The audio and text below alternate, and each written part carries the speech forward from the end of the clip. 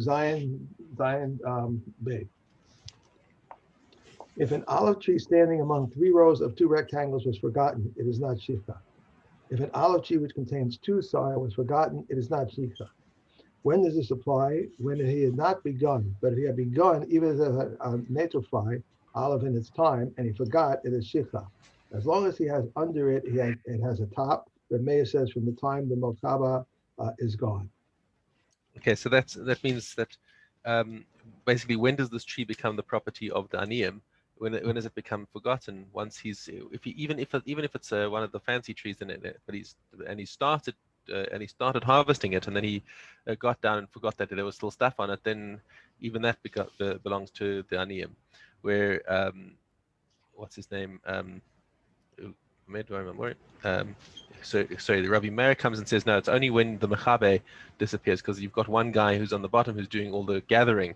So you've got workers on the top of the trees who are busy knocking down the olives, and then there's a guy at the bottom who picks them up from the floor.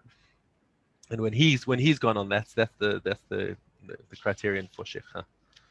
By the way, I want to talk about olives. I saw another article, but I don't have it anymore. It was about olive trees, and they found olive seeds from about 2,000 years ago, and there were all these professors who worked on like trying to going around Israel and even all over the world finding ancient seeds and all, and they were able to propagate an olive tree from the seed. They call it Methuselah. And wow. They have it. It's like amazing. It was able. First, it didn't take, and then it did. They did all kind of things. They added some stuff or whatever, but it took, and they couldn't. They were amazed. Now they have 5 or 6 of these little trees in a area. It's in the Negev, and that's fabulous. Wow. Yeah.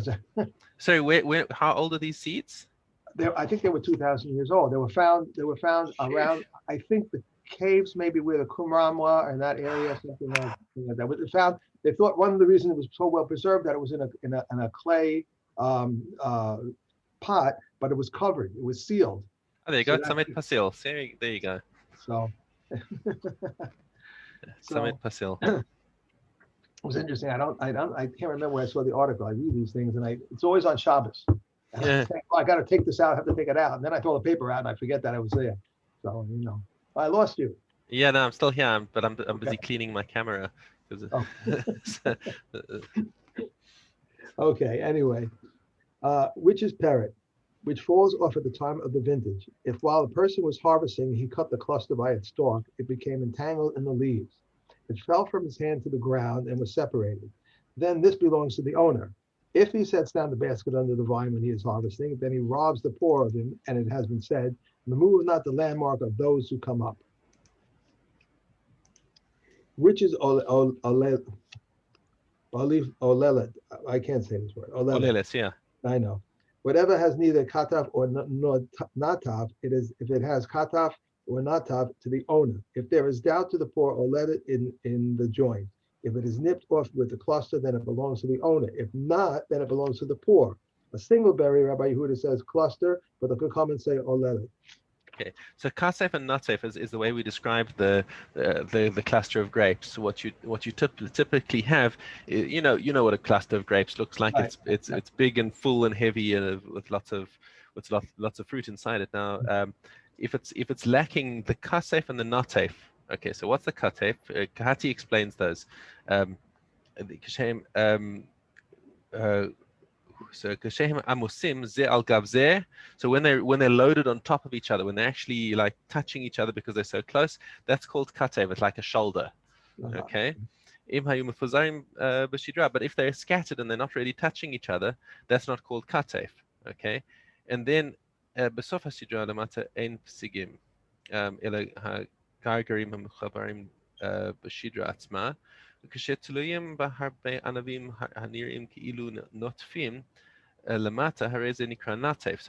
you've got lots of grapes that look like they're dripping off the end, that's called natef. So if you're lacking that as well, our Mishnah is coming to teach us that if you have a cluster of grapes that's small and it doesn't look like a shoulder and it doesn't look like it's dripping, it's just little loose grapes here and there. Okay, that is called oleles. Mhm. That's called it's a weak cluster, and that also belongs to the aniyim. Yeah. Okay. Okay. Now returning to the subject of pruning or thinning. Hamedel begafanim. When somebody decides to thin their grapes. Geshem shu medel b'soch shelo, kain hu medel b'shel aniyim, divrei Rabbi Yehuda. So since he is trimming his own grapes because he does instead rather getting a lot of inferior grapes, he wants to trim a few and get fewer but higher quality. So he's allowed to do the same in the ones that belong to the aniyim. In other words, the parts of the field that he in his mind is going to be leaving for Peah, and the parts and the ones that are olelos. Right. Okay, so he's entitled to do this, to take the same care on the things that are for aniyim, even though he's actually destroying some of their produce. Rabbi Meir omer b'shelohu rashai v'eino rashai b'shel aniyim. So Rabbi Meir disagrees and says he's allowed to thin his own grapes, but the stuff that's going to be for the aniyim, he has no right to touch. He must leave it the way it is. Okay, It would seem that Rabbi Huda is saying that he wants to like clean it up and make sure that they get the good produce instead of yes, the bad. And exactly. why the mayor is objecting to So that. he's taking a loss in order to get a gain. Right. Right. And Rabbi Meir says he's entitled to do that on his own stuff, but he can't make that decision on behalf of the aniyim. Whereas the halacha follows Rabbi Yehuda that since he's doing it for the betterment of the produce, he's allowed to do it. Well, I'm glad to hear it follows the Rabbi Huda. Okay. Yeah. Okay. Kerem Revai. Okay, so do you remember Kerem Revai? Okay, that's so the first 3 years of Right. any tree produce is orla, and Tu B'Shvat, which we just had, marks the end of the count for orla. Okay, and then begins the Neta Revai, the 4th year. So the 4th year is very similar or identical to Maaser Sheni. Okay, remember we've dealt with Maaser Sheni. So let's start with the halachas of Maaser Sheni because that is undisputed. Whereas we're going to see that there is a dispute about Revai. But Maaser Sheni, the halacha is that either you take that produce to Yerushalayim to eat it, or you redeem it, Right. and on the money onto money, and then you take the money to Yerushalayim, and you can use the money to spend on any food. Right. And that has to be eaten in Yerushalayim. Okay. Now, Kerem Revai has similar halachas, but there's a machlokes Beis Shammai and Beis Hillel as to how similar the halachas are. Okay. So our Mishnah tells us, Beis Shammai omrim ein lo chomesh. Revai does not have a 5th. So when you redeem it, you don't have to add an extra chomesh, whereas with Maaser Sheni, you do have to add a chomesh. Okay? The ein lo bior. And furthermore, says Beis Shammai, there's no need to get rid of it before Pesach. Now, we're talking about grapes. So grapes, the date for bior is Erev Pesach. In fact, grapes are... The date for bior, Right. for getting rid of grapes, is Erev Pesach. Okay, and so what Beis Shammai is saying is that there's no need to get rid of it on Erev Pesach. You can keep it and there's no problem with it. Beis Hillel omrim yesh lo. Beis Hillel say no. It's just like Maaser Sheni. When you redeem it, you have to add a chomesh, and furthermore, you're not allowed to hang on to it until beyond Erev Pesach. Okay. Beis Shammai omrim yesh lo peret v'yesh lo olelos. It says the halacha of peret, of all these matanos la'aniyim, the things that fall, and the olelos and the small grapes applies to something in the 4th year. The aniyim podim la'atzmam, and the aniyim take it and they have to do their own pidyon and take it to Yerushalayim themselves. Beis Hillel omrim kulo lagas. The entire thing is basically mamon gavoa. It doesn't really belong to the owner, so it's not something that that aniyim have a share in. So, according to Beis Hillel, the entire field goes to, the owner takes it. He can squeeze it all into wine. He can redeem it, or you can take it to Yerushalayim itself, but he doesn't have to leave any matanas la'aniyim. Okay, so in other words, if you want to simplify this argument over here, Beis Hillel is saying that Kerem Revai is basically identical to Maaser Sheni, Mhm. whereas Beis Shammai is saying no, it's more like the property of the owner himself, which explains why he has to leave Matanas La'aniyim because Uh-huh. it's his property, but he's going to have to take it to Yerushalayim. Secondly, Yeah. when he redeems it. When he redeems it, he doesn't have to add a chomesh. Where do you have to add a chomesh? You have to add a chomesh when you redeem anything from hekdesh, That's right? right. You have to add a chomesh for that. You have to add a chomesh when you did me'ilah, right? Where you took something kadosh and Right. you violated it, and now you have to pay back the keren plus a chomesh. So the chomesh is usually an indication that there's something ritual here, that you've taken something holy and brought it down to the profane. So now you have to add on the chomesh to make it extra. If you look at Beis Shammai's view of Kerem Revai, they're looking at it as being chulin in the first place. So you don't have to add on a chomesh when you redeem it. You just have to take its value. Okay, there's no That's it. such thing as beer because it's not. There's nothing really sanctified about it. And on the flip side of that coin, you also have to leave the matanas la'aniyim, and the aniyim themselves have to redeem it and take it to Yerushalayim or whatever. Okay, so if it seems to be easier if you want to remember the halachas that they hold. I think the easiest way of looking at it is by saying that Beis Shammai is looking at it as chulin, and Beis Hillel is looking at it as mammon gavor. It belongs to the it's something that's got a kedusha to it, and therefore all of those things apply. So I don't remember. I don't know why I don't remember, but I don't have it straight. Why did we have to get rid of those grapes by Pesach? Why? Because you can't hang on to your Maaser Sheni forever, for example. So everyone agrees about Maaser Sheni. You've got to take it to Yerushalayim by some point. By But Pesach. so there's right, but well, by Pesach of the following year, because remember your harvest is going to be somewhere in midsummer. Right. So you've got to take the grapes or the money that you redeemed on them. You've got to get them to you've got to get rid of it before the next Pesach. So that's similar in a reverse situation. If you said if I'm going to redeem this cow, and you miss the date or something, you have until you have the three, You've got three, right. So when you make a neder or a nadava that you're going to bring to Yerushalayim, you've got three chagim, and it's got to be Pesach, Shavuos, Sukkos. That's right. So you do have a time limit on that. So also, there's also a din of beer by Shvius, by Shemitah year. Mm-hmm. When you gather produce from the Shemitah year, you can only gather it until as long as it's still available in the fields. Right. We had that. So Shemitah grapes and Shemitah wine, consequently, you're allowed to have it.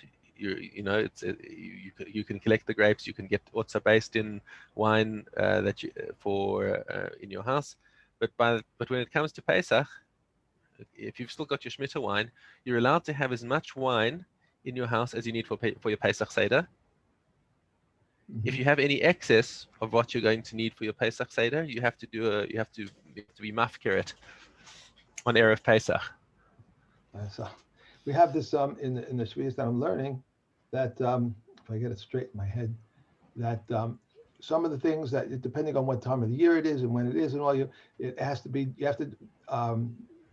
done by one is Pesach and the next one is Shavuos and then I think it's Sukkot is the last one. Right. You have to. No, I got to get it straight in my head. Yeah, that's right. 100% right. Yeah. Right. Okay. Mishna Zayin, Kerem shekulo oleilos. Now, what happens if you've had a lousy crop, the rains didn't really come, and your whole vineyard consists of oleilos, and there's not a single nice cluster inside the vineyard? Okay. Rabbi Eliezer Amer lebal habayis. He says this vineyard has no matanas la'aniyim. Everything belongs now to the bal habayis. Rabbi Akiva Omer la'aniyim. He says no. They're all oleilos. They must all belong to the aniyim. Amar Rabbi Eliezer. So Rabbi Eliezer brings a pasuk. Ki siv tzor le'solel. Pasuk from Devarim says, when you do your harvest, you shall not take the oleilos. Okay, im ein batzir min nine olelos. If nothing comes to the balabais and there's no harvest, so where's he going to be able to fulfill the din of olelos? There's got to be something for the balabais in order for olelos to take effect.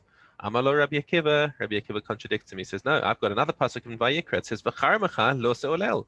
It says, your vineyard, you should not take away all of the olelos. So it's the same mitzvah brought in Vayikra and in Devarim, but with different wording. So Rabbi Akiva says in Vayikra, it says you shall not take the olelos from your vineyard. Afilu kula olelos. It doesn't say anything about harvest there. It says it just says olelos by itself. So that's even if the entire thing is mashma. Im kain lama ne'emar kisiv tzoles olel. So okay, says Rabbi Akiva, I hear your question. So what's the pasuk in Devarim teaching us? Why is it kitiv tzor? Why does it say when you harvest you should not leave the olelos? What's it to teach you? Ein la aniyim ba'olelos kodim habatzir. All that's telling you is that the aniyim are not allowed to enter the field, into the vineyard, to take the olelos before the harvest time. So olelos only kicks in at harvest time, but nonetheless, even if the entire thing is olelos, then it all belongs to the aniyim. Okay, so now what does Rabbi Eliezer do with? So Rabbi Eliezer, who holds that no, this the pasuk in Devarim teaches us that it all belongs to the balabais. What does he do with the first pasuk? So Kahati explains over here. What does Rabbi Eliezer say? Rabbi Eliezer says that the pasuk there is coming to teach that you shouldn't say that since there's nothing for the aniyim in the olelos before the batzir, yizkeh bahin bala kerem, then the bala kerem should go to his kerem before he begins to harvest the grapes, and he should take the olelos. And therefore it says, you're not allowed to go and take the olelos out in order to give them to the poor. So that's how Rabbi Eliezer learns the pasuk where it doesn't mention kitiv tzor.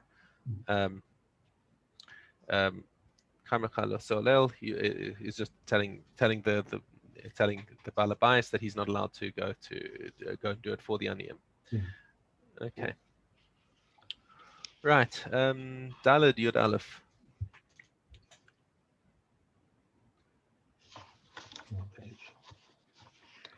The Peah is given while attached to the soil.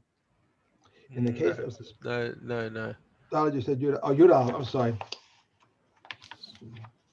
Why do I have the tissue over there? Ant holes among the standing corn are the owners. Those after the reapers, the upper ones are for the poor, and the lower ones are the owners. The mayor says all are for the poor. For doubtful leket is leket. A heap under which leket has not been gathered, whatever touches the ground belongs to the poor. If the wind scatters the sheaves, they assess it, how much leket would yield, and he gives it to the poor. Reb Shimon ben Gamliel says he gives to the poor as much as usually falls. An ear in the harvest whose top reaches the standing corn, if it is reaped with the standing ears, it belongs to the owner. If not, it belongs to the poor. If an ear of leket became mixed up in the heap, he takes meiser from one ear and gives to him. But Eliezer said, and how can this poor person exchange something which he has not come into his possession? Rather, he transfers to the poor person ownership of the entire heap, and he takes meiser from one ear and he gives it to him. Okay. All right. Right. One last Mishna in Oktzin. Yes. Let's get over here. Bum, bum, bum, bum, bum, bum.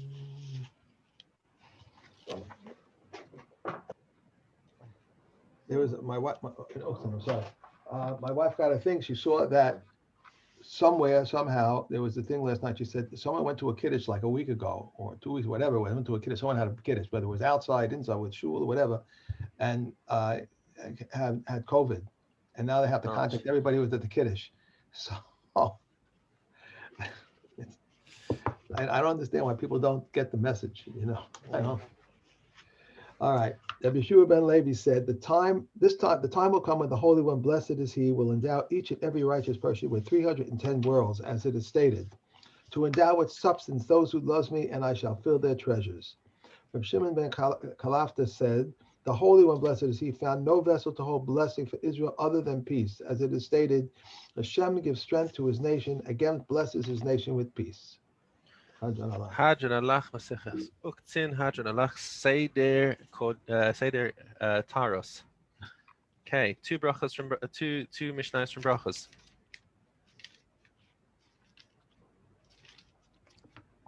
From when does one recite Shema in the evening? From the time when the Kohanim enter to eat of their truma until the end of the first watch.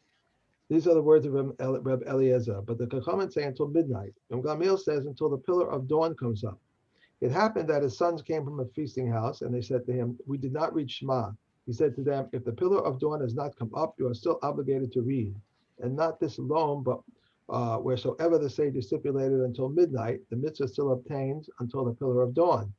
The burning of the fats and limbs may be performed until the pillar of dawn comes up, and all of the offerings that are to be eaten in one day, the period of performing their mitzvah lasts until dawn. If so, why did the Chachamim stipulate till midnight to keep one far away from transgression?"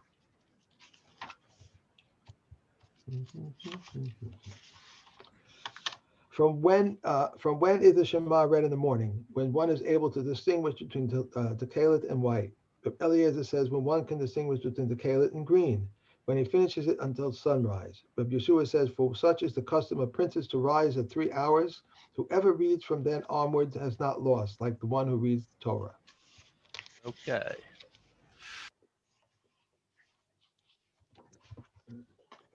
Mikvos. Bavtes.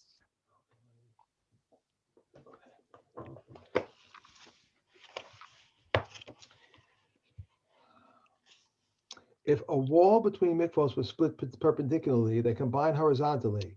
They do not combine unless they are the size of a water skin tube at one place. Reb Yehuda says just the opposite. If they are open to one another, they combine when the height is as a garlic peel and the width as a water skin tube. Regarding a fixture on the drain of a bathhouse, when it is in the middle, it disqualifies the mikvah. But when it is on the side, it does not disqualify the mikvah because it is like a mikvah next to another mikvah. These are the words of Reb Meir, but the comments say if the bath contained 1 use of rainwater before it reached the fixture on the drain, it is valid. If not, it's invalid. Elazar ben Salik says if the fixture on the drain holds any water, the mikvah is invalid. Regarding basins in the bathhouse, if the lower one is full of drawn water and the higher one full of valid water, and there are 3 lugim opposite the hole, it's invalid. How much need to be in the hole that it should equal 3 lugim? 1/320th of a pool. These are the words of Reb Yossi. But Reb Elazar says even if the lower one is full of valid water and the upper one full of drawn water, and there are 3 lugim next to the hole, it is valid. For they all said was 3 lugim that fell in. Okay. Okay. Kalem. Gimel Hay.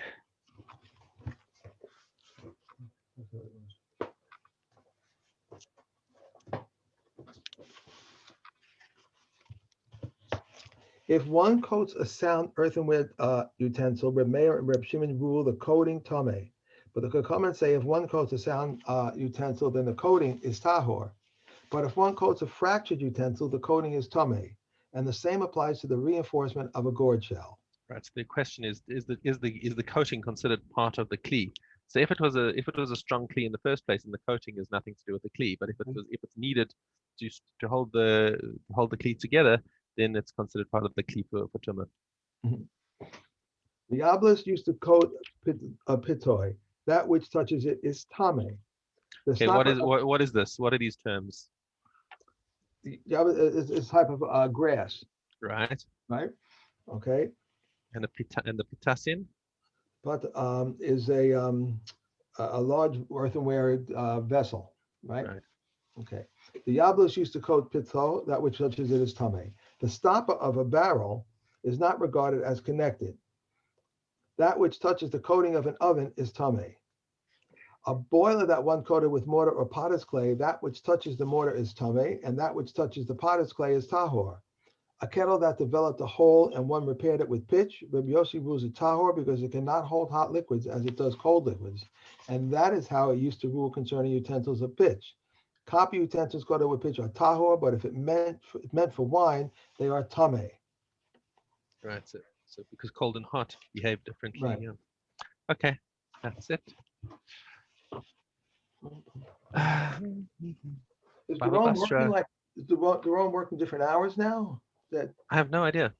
I shall oh, be interested to ask him. okay. Gimel Bay. Hmm.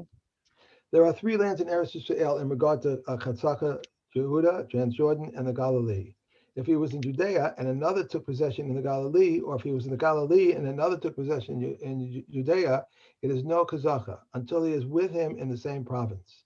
Rabbi Yehuda said, they said 3 years only, so that in case one is in Spain and another takes possession of the field in 1 year, they have 1 year to travel and notify him, and he can return the following year.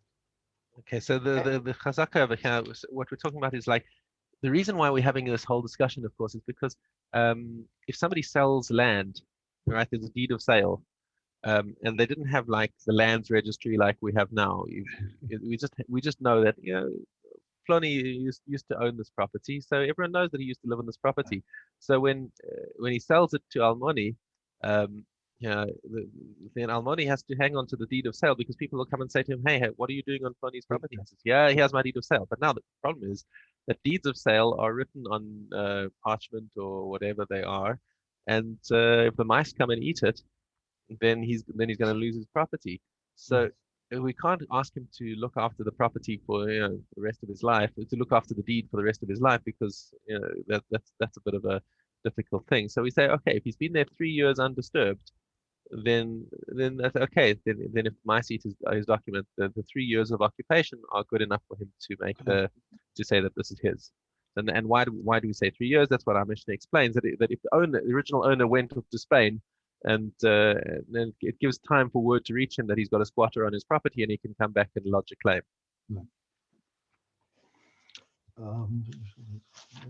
Okay. And any possession not accompanied by a claim is not a kazaka. How so? If he said to him, "What are you doing in my property?" and he replied, because no one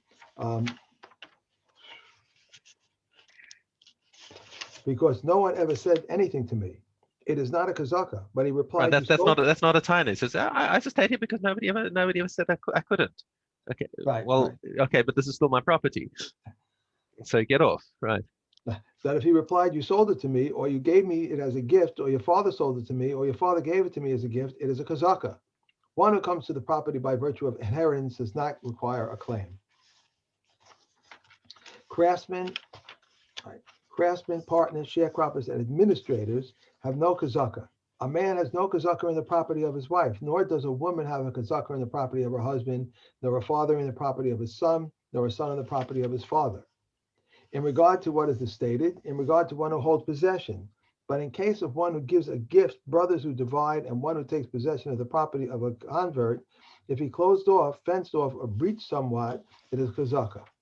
Okay, so when we're talking about the property of a convert, because let's say if you have a convert who died without any children, so he doesn't have any halachic family, so there's nobody to be yoresh from him. So whoever grabs it first owns it. And what we're saying is, how do you take possession of a property? Now I'll go over pirates. If he walks in and locks the door, that's considered, it's like that's a Kenyan on property. Or Gader, he built the fence. Or pirates, he broke down the fence. So you make that's an act of possession on real estate, and that becomes a property immediately. That becomes an ownership. If two witnesses testified on his behalf that he ate its produce 3 years and they were found to be zomimim, they pay him everything. If two Okay, so testified, remember Adam Zomamim, the din of Adam Zomamim is that they have to pay back whatever damages they were intending to inflict. So if you had Adam Zomamim coming and saying, "Oh, Reuben's been on Shimon's field for 3 years," and Reuben's claiming that Shimon sold in the field, right, and it turns out that they were lying, and they made into Zomamim, so now they have to pay back the entire value of the field to Shimon. with a chomesh or not? No chomesh. It's just it's just Adam Zomamim, kasher Zomamim. Whatever they were planning, whatever damages they were going to cause him, they have to pay to him instead. If two testify concerning the first year, two concerning the second year, and two concerning the third year, they divide it in 3 among them. If there were 3 brothers and one joined with them, these are 3 testimonies, but they are only 1 testimony in regard to Hazama. Okay. so with Elim Zomamim over there, so if the one set of witnesses is responsible for the entire lot, then they have to pay the entire lot. But if you have three sets of Elim Zomamim who add up together to cause the loss, then they split the damages between them. Yeah. Okay, Shkalim, Zain Hey. Originally, they would seize collateral from the finder until he brought its nischachim. But when they began abandoning it and fleeing, Beit Din instituted that its nischachim should come from the public treasury. Okay, a context over here. What the previous Mishna was talking about a behemoth that was found near Yerushalayim, and we presumed that it was a korban. So the finder would say, oh, okay, so this is the korban. He'd say, let me do the nice thing and bring it to the mikdash. And they say, well done, thank you for doing Hashavas Aveda. Now you also have to pay for the Nesachim. So no. So show me the incentive and I'll predict the behavior. So they're going to say, forget it, I'm not taking this back. They're going to grab, they're going to tell me to pay for the Nesachim. So they said, forget it. The people, if somebody does a Hashavas Aveda, then the tzibur will pay for the Nesachim. Okay. Said Reb Shimon, Beit Din instituted 7 ordinances, and this is one of them. The others are, if a Gentile sent his burnt offering from a faraway country and sent Nesachim with it, they are offered from his own. If not, they are offered from the public treasury. Similarly, a proselyte who died and left offerings, if he had Nesachim, they are offered from his own. If not, they are offered from the public treasury. It is a stipulation of Beit Din regarding a Kohen Gadol who died that his flour offering be brought from the public treasury. Rabbi Yehuda says it was. Rabbi Yehuda said it was purchased with his heir's money. In this case, it was offered whole. Since that, you remember the korban of the Kohen Gadol, the minchas chavitzin, you take a series of ephah and divide it in half in the morning, and half in the afternoon. But now, in this case, if he died midway during the day, then according to Rabbi Yehuda, then the Yorshim are going to have to pay for the afternoon sacrifice, and it all gets brought as a whole thing, not as a half. Okay. Next, Tachanas. I'm sorry? Oh. Carry on. Yeah. Regarding the salt and the wood, Beit Din instituted that the Kohana may make use of them. Regarding the red cow, they instituted that its ashes be exempt from the laws of Me'ilah. And regarding replacements for the disqualified bird offerings, that they should come from the public treasury. Rabbi Yossi says the one who supplies the birds must supply replacements for the disqualified ones. Now, interesting. I want to just look at the commentary over here of why you have to have a takana that there's no me'ilah on the ashes of the paraduma. It's chatasi. It looks like Mekar Adin. The din Torah is that there's no me'ilah by the ephah of the para. So why do you need a takanas based in for that? He chatas ve'ein ephra chatas. So based in shemazalzelim bo. So then the based in saw that people were being mazalzel with these ashes, and they were using it for refuahs and all sorts of other shtick. They made a gezerah that there should be me'ilah. And when the based in said, oh, now the kohanim are having second thoughts about wanting to sprinkle the ashes because with somebody's safek tumas mace, so that because they were scared of doing me'ilah with it, they went back and returned it to the din Torah that there's no me'ilah by the paraduma. Okay. All right, that's us. Thank you very much. Have a great day. Enjoy. You too. Have a wonderful day. See you tomorrow. Thank you. Thank you.